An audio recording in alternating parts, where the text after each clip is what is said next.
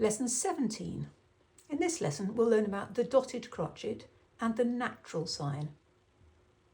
The dotted crotchet.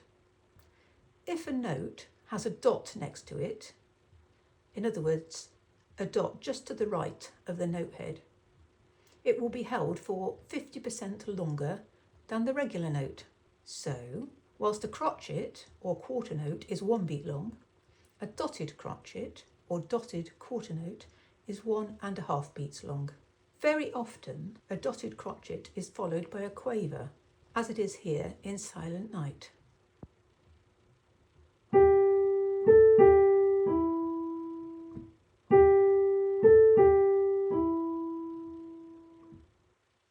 The natural sign. A natural sign looks a bit like a sharp sign with some parts of it missing. You'll see it in the book or in the PDF that accompanies this video. A natural sign turns a note that would have been a sharp or a flat back into a normal note. For example, if a tune has a B flat in the key signature and a natural sign is written just to the left of the note B, this would mean that you should play the note B natural, ordinary B, instead of B flat. So B natural is another name for the note B. Here is While Shepherds Watched.